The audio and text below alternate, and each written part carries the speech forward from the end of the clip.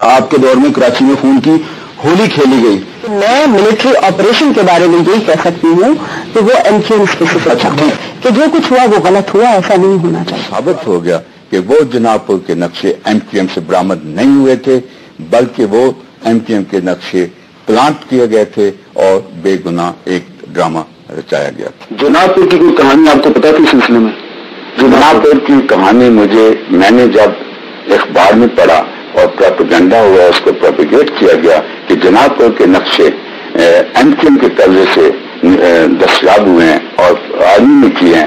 اور پھر میں نے ذاتی طور پہ بحیثیت DIB اس چیز کا چھان بین کی، گراؤنڈ انویسٹیگیشن کی. میں خود کراچی گیا، 4 دن میں نے وہاں پہ قیام کیا اور اپنی اس انویسٹیگیشن کو جو فیلڈ ٹیم کر رہی تھی اس کو راؤنڈ دی کلاک مانیٹر کیا.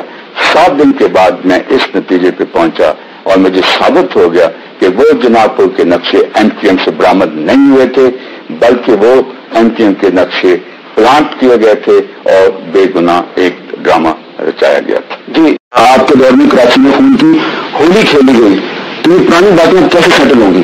یہ تو ایک دم سے ایک نے بیان دیا اور انہوں نے یہ کہا ڈیلیور صاحب نے کہ جی وہ جس پریمس پر یہ پورا ایک آپریشن کیا گیا تھا اس کا وجود ہی نہیں تھا. جناب پور کا جی جناب پور کا انہوں نے یہ کہا تھا نا، انہوں نے اپنی یہ لی کہ جی یہ سیڈیشن، یہ حکومت کے خلاف ہے، یہ ملک کے خلاف ہے، اور اس علاقے کو وہ کاٹ کے ایک انڈیپینڈنٹ ملک بنانا چاہ رہے تھے.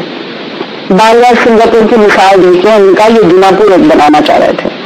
تو ظاہر ہے پوری پبلک اوپینین ان کے حق میں ہو گئی اور اسی بنیاد پر یہ سارا کا سارا آپریشن جو ہے اس کی کنٹینیوشن چلتی رہی. لیکن میں ملٹری آپریشن کے بارے میں یہی کہہ سکتی ہوں کہ وہ MKM اسپیسیفک تھا کہ جو کچھ ہوا وہ غلط ہوا، ایسا نہیں ہونا چاہیے تھا.